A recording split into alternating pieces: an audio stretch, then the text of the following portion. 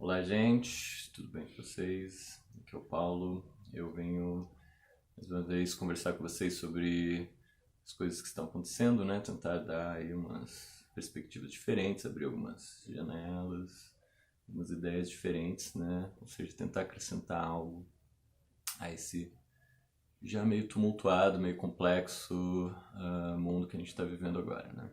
Então vamos tentar abrir alguns caminhos, né?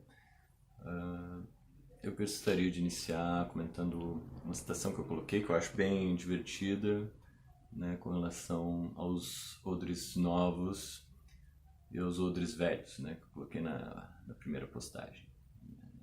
Eu não comentei esse trecho bíblico, né, que eu acho que seria interessante comentar, que é a ideia de que se você coloca vinhos novos em odres velhos, odre seria uma espécie de compartimento feito de pele, né, para guardar bebidas. Né. Esse odre velho não aguentaria o processo de fermentação, né, iria rasgar e perder o vinho novo e o odre velho. Né. Mas por que o odre rasga? Né? A gente poderia se perguntar. O odre rasga porque ele já se dilatou na primeira vez. Né? Quando a gente coloca o vinho no odre novo, ele envelhece junto com o vinho, dilata junto com o processo de fermentação e assim não rompe, né? Ele aguenta, os dois se preservam. Né? Agora, quando eu misturo o vinho novo com um odre velho, aí eu tenho digamos assim, um rompimento, né? Por quê? Porque o vinho fermentando novamente vai forçar, né, essa pele a se dilatar além do que ela já pôde, né? E aí a gente perde os dois. Né? Então, o que isso tem a ver com o momento atual? Né? Eu acredito que essa mistura de velho e novo, né, que a gente está tentando fazer hoje, né, eu acho que é algo arriscado. Né? Eu acho que essa passagem de Jesus aí da Bíblia vem exemplificar isso claramente. Né? Eu acho que essa nossa tendência de querer resolver problemas novos com receitas velhas. Né? Então, essa coisa de flexibilizar, talvez a quarentena, de fazer uma quarentena vertical, de enfim, né, lidar com a Covid como se fosse uma gripe, né, de ficar repetindo isso, né, H1N1, não sei o que, papapá, não é tão grave assim. E, bom, e aí, o que acontece se a gente reabrir o comércio, se a gente flexibilizar a quarentena, se a gente fizer a tal da quarentena vertical, essas coisas todas? Eu acredito que a gente pode comprometer a própria economia, né, que é o que a gente está querendo salvar. Por quê? Porque infectando mais pessoas, enfim, abrindo tudo, colocando as pessoas em circulação novamente, a gente possa perder, digamos assim, o odre junto com o vinho. Né? Ou seja, a gente pode perder as duas coisas que a gente queria. Né? Que era, sei lá, salvar mais pessoas, ao mesmo tempo manter o nosso antigo estilo de vida, que era uma coisa que a gente não está feliz por ter perdido. Então, assim, eu acho que é interessante pelo menos explicar essa parábola, acho bem assim, rica, né, essa imagem. Outra coisa que eu gostaria de falar é, bom, a gente já perdeu coisas, né, assim, a gente pode até ter medo de vir a adoecer, de vir a, sei lá, ser hospitalizado, alguma coisa assim, né. Mas eu colocaria algumas questões, né, tipo, que coisa a gente já perdeu, né, assim, tipo, eu acredito que todos já perderam sua rotina, né. Algumas pessoas perderam o emprego, né, outras pessoas perderam seus planos, né, então, assim, eu acho que muita gente tinha planejado viajar, casar e etc. Né? E agora elas vão ter que mudar tudo isso. Né? Então, assim, a gente já está realizando um luto, né, nesse momento. Então, eu acho isso também importante, né? A gente perceber que a gente já está num processo de luto e trabalhando e, assim, lidando com várias perdas. Né? Ainda que você não conheça ninguém que pegou Covid ou que você não tenha ninguém no seu círculo que perdeu algum ente querido, que tenha adoecido. Mas, assim, todos nós já perdemos coisas nesse processo. Né? Então, assim, é algo difícil. Né? É algo que a gente precisa lidar. Né? Para além de querer, sei lá, né, manter uma tal produtividade ou um estilo de vida, eu acho que a gente precisa ainda lidar com essas perdas. Né? Ou seja, como a gente pode fazer esse processo. Né? Eu acho que isso é uma questão que a gente pode, sei lá, trabalhar em um outro vídeo, né? Hoje, eu gostaria de conversar sobre um tema que eu acho que ajudaria a gente a lidar um pouco com essa questão de que as pessoas têm falado de polarização, de conflito de narrativas e etc. Né? Essa coisa de quem tem razão. Né? Eu acho que eu vejo pessoas com muita energia defendendo um ponto de vista, pessoas indignadas defendendo um outro ponto de vista. E eu fico pensando, bom, e aí? Quando que a gente vai chegar num acordo? Como que a gente vai conseguir dialogar para encontrar uma saída comum, negociar saídas, né, com todas as pessoas envolvidas aí nessa questão? Somos todos nós, basicamente, né? Então, assim, o nosso país está vivendo um conflito enorme para lidar com essa questão, digamos assim, da quarentena, do isolamento social. Né? Algo que está tendo reverberações políticas. Né? Então, assim, como que a gente lida com isso? Né? De uma forma construtiva. Isso seria o meu objetivo hoje, né? De pensar formas construtivas de lidar com esse conflito. Né? Um exemplo eu peguei desse livro aqui, da Hannah Arendt, né? Homens em Tempos Sombrios, e no primeiro capítulo ela fala de um filósofo chamado Lessing. Né? E esse filósofo, ele, vamos dizer assim, né, tem umas visões bem peculiares, né, que eu gostaria de compartilhar com vocês sobre o tema de coisa de ter razão da verdade, né, essa coisa de possuir a verdade, quem possui a verdade, né, desse embate que a gente vê tanto na filosofia quanto agora nas redes sociais, etc. De quem tem a verdade, quem possui a verdade. Né? Então, assim, alguns trechos eu gostaria de ler com vocês. Né? Aqui ela diz que Kant compreendeu que não pode haver nenhuma verdade absoluta para o homem, pelo menos no sentido teórico. Certamente estaria preparado para sacrificar a verdade, a possibilidade da liberdade humana, pois, se possuíssemos a verdade, não poderíamos ser livres.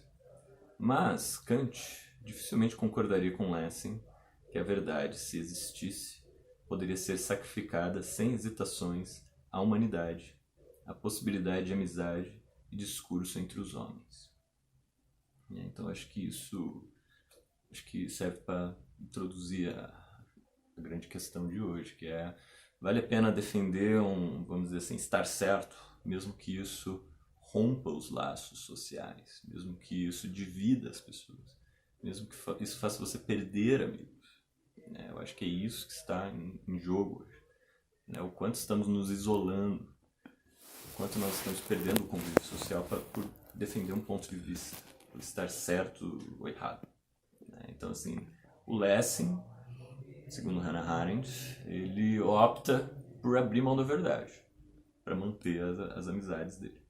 Porque ele valoriza muito mais a amizade do que a verdade.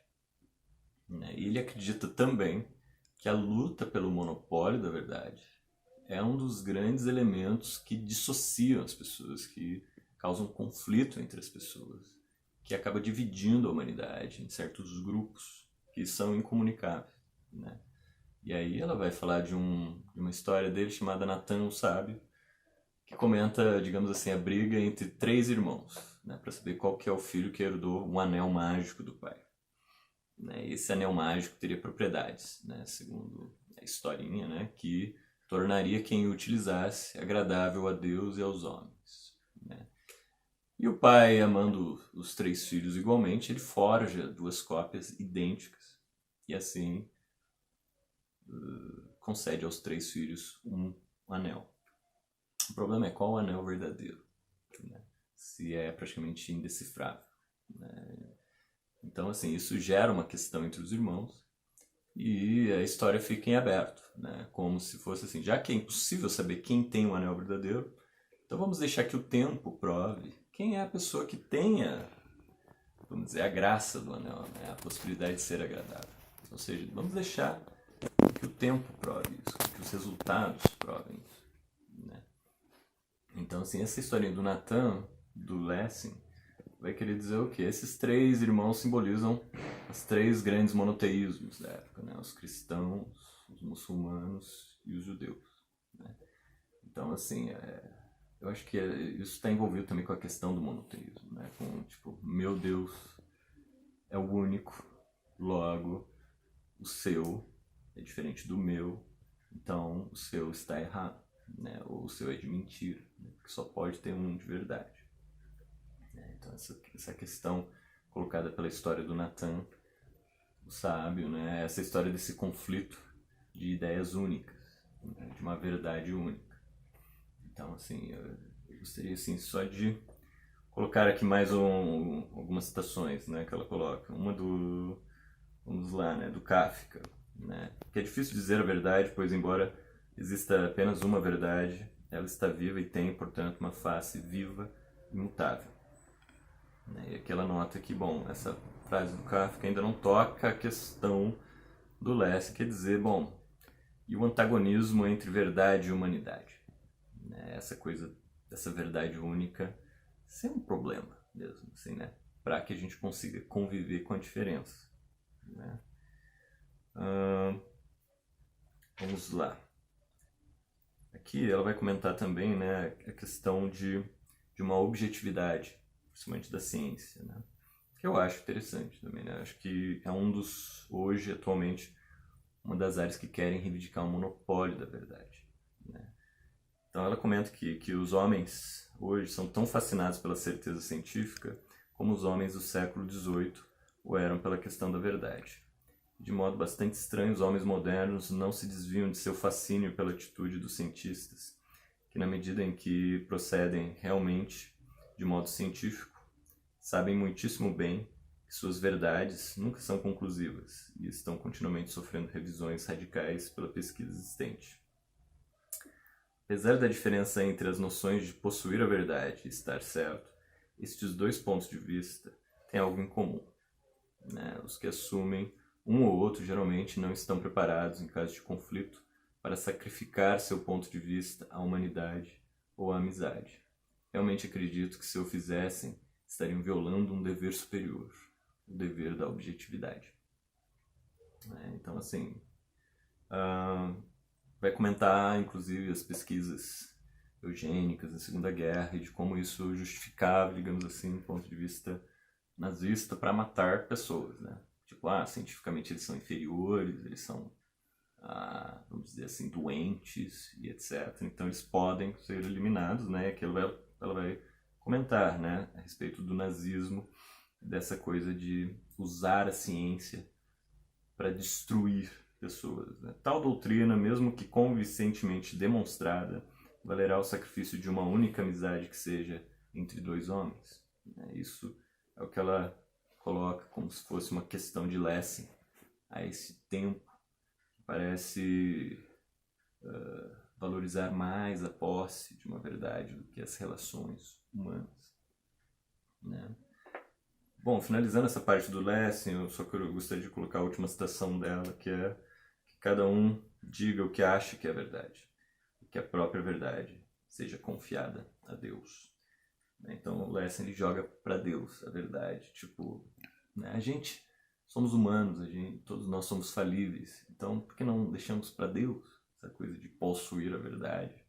E a gente não troca ideia, e a gente não chega num lugar mais interessante, talvez, né? Outra coisa que eu gostaria de citar aqui é uma outra pesquisa, né, que comenta essa questão da ciência, né, e de como ela pode, né, mascarar certos preconceitos como verdades. Né? Então, assim, em 1881, a norte-americana Caroline Kennard, uma líder do movimento feminista na cidade de Boston, enviou uma carta ao cientista britânico Charles Darwin com uma pergunta simples: se era verdade que ele havia escrito que a inferioridade das mulheres era baseada em princípios científicos. No texto, ela assume que um gênio como Darwin não poderia acreditar em algo desse tipo e que seu trabalho certamente foi mal interpretado. Qual não deve ter sido sua surpresa ao receber a resposta? Eu certamente acredito que as mulheres, resposta do Darwin aqui, né, embora geralmente superiores aos homens em questões morais, são inferiores intelectualmente, escreveu Darwin. E, para mim, parece ser improvável, com base nas leis da herança, que elas alcancem o mesmo nível que eles. Né? Darwin não foi o único, não foi o primeiro, provavelmente não será o último homem a afirmar tais absurdos. né? Então, assim, apenas encerrando, né, que a gente já está um pouquinho longe, assim, né? Mas eu tenho visto muitas fake news atualmente, né? Querendo, digamos assim, diminuir ou negar a gravidade do Covid-19.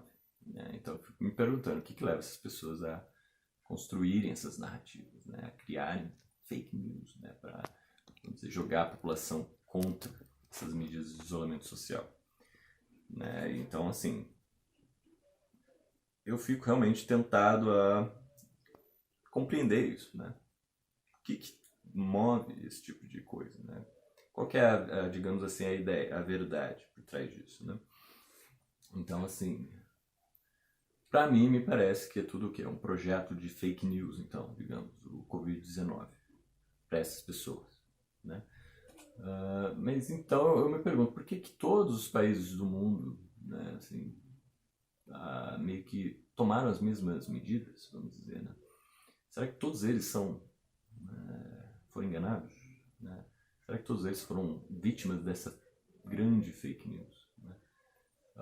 Ou outras fake news dizendo que, bom, é a China que criou o vírus em laboratório, ou que estão enterrando caixões vazios, né, lá em Manaus, enfim, né, que estão aumentando os números artificialmente, que estão usando isso para, sei lá, fazer dinheiro em cima de respirador superfaturado, essa coisa toda.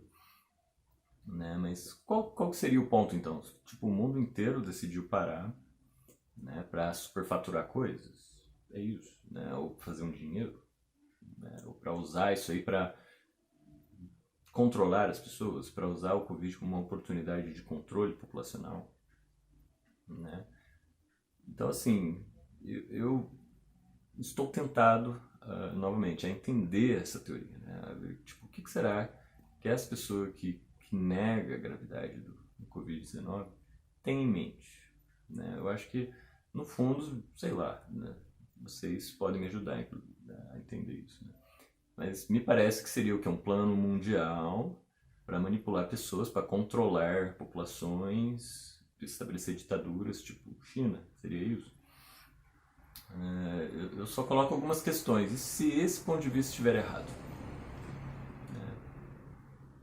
Partindo dessa ideia do Lessing, vamos dizer, né, de que não existe uma verdade, de que a gente é humano, é falho, todos podem errar, né, inclusive a ciência. Né?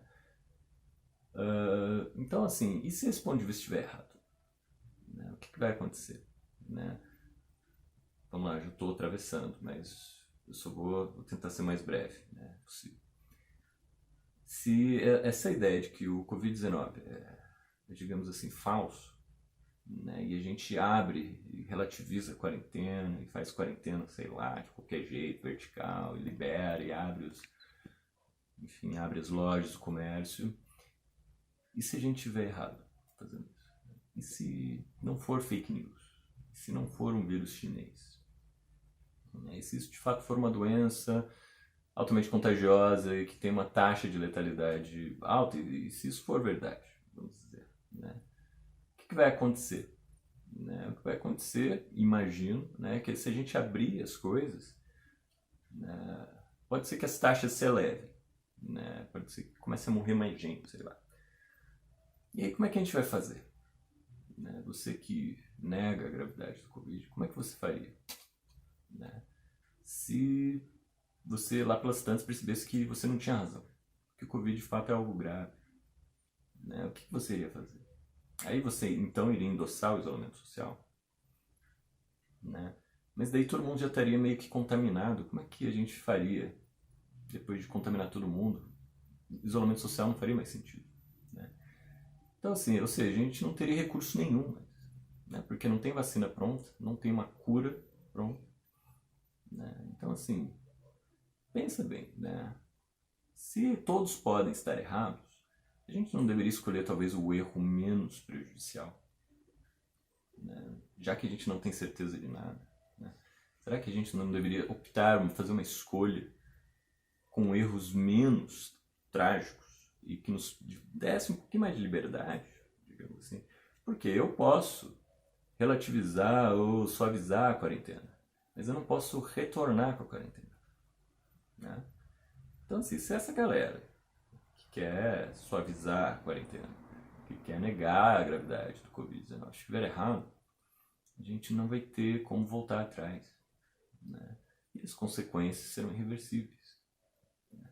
Se eu opto pelo isolamento social, eu ainda tenho uma escolha, que é abrir o isolamento social, né? Por mais que isso seja difícil também.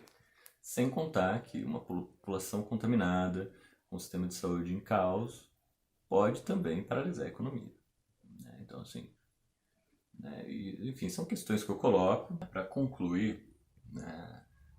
Acho que foi muita coisa, né? Pouco tempo, mas vamos lá, né? Assim, a ideia é ali com essa situação do Lessing, perceber que às vezes a gente pode interromper o diálogo, interromper a relação com os homens, entre pessoas, enfim, entre comunidades, por uma guerra em torno da verdade, do monopólio da verdade, né? E que as relações, assim como foi ali na história do Natan, sabe, do pai, né, que manteve, digamos, os filhos em relação, por quê? Porque não deu a nenhum deles a certeza, né, de quem possuía o anel, né?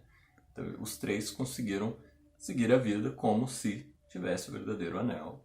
E é isso aí, a vida que segue, né? Então, assim, às vezes a busca de uma verdade única interrompe a relação das pessoas, né? Acho que essa é uma ideia central aí na crítica do Lessing, né? Na ideia dele de abrir mão de uma verdade suprema para que as pessoas continuem dialogando, continuem se relacionando, né? Então ele valorizava muito mais a relação entre os homens e o diálogo entre eles, né, do que possuir uma verdade suprema, né? A ideia de criticar a certeza científica, né, com a citação do Darwin machista, é só mostrar que a certeza científica, né, não elimina a possibilidade de dúvidas, de preconceitos e de distorções, enfim, de justificativas que, em geral, também vêm a diminuir pessoas ou vêm até exterminar pessoas, como no nazismo, né? Assim, que eles usavam um discurso científico para dizer que a raça ariana era superior e que o resto, enfim, podia ser eliminado, né? Então, assim, a ciência sempre pode também servir a propósitos meio complicados, distorcidos, né? Então, assim, tudo isso para ir, né, abrindo a coisa, para que a gente abra mão, né, possa abrir mão de possuir uma verdade universal, né, parar de discutir entre si usando, sabe, estudos, usando estatística, usando números, usando qual cientista tal falou tal coisa, né? Assim, a gente vai falar, tá, qual pesquisa corrobora isso que você está falando, né? Mas vai falar, Paulo, mas e aí, as políticas públicas não vão usar, então, pesquisas científicas?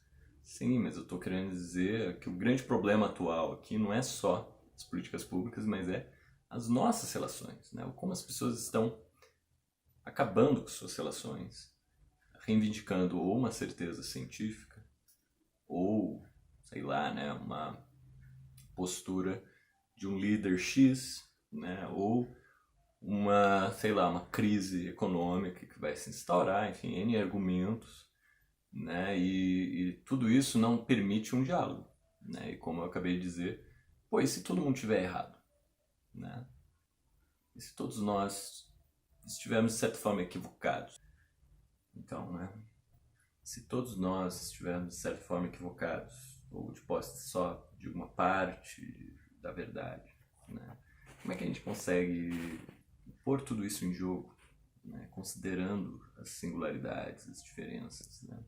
E chegar em um bom termo, chegar, sabe, numa negociação, né, do que nós podemos fazer diante do que as pessoas estão, digamos assim, discutindo e debatendo, né? Então eu acho que esse seria um caminho legal, né? Um caminho interessante pra gente, né? De tipo, onde todos pudessem colocar as suas propostas, os seus argumentos, as suas ideias, pudessem ser igualmente consideradas, né? Assim, porque eu vejo muito ressentimento, né, das pessoas, digamos, que são contrárias ao isolamento social, né? Porque elas não são ouvidas, né? Então, assim, eu acho que a gente poderia ouvi-las, né? E ver, tá, o que está em jogo, né? O que está acontecendo, né? E não ir tomando medidas, né?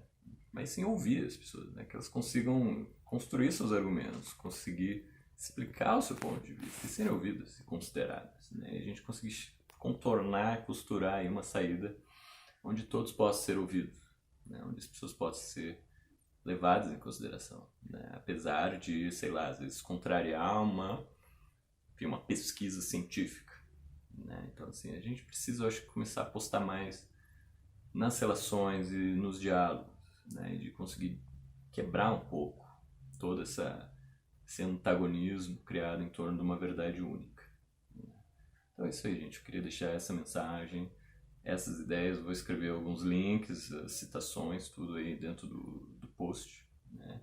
Qualquer dúvida vocês me mandem também, que a gente pode continuar essa discussão e ampliar e, enfim, acrescentar mais detalhes. Muito obrigado. Tchau, tchau.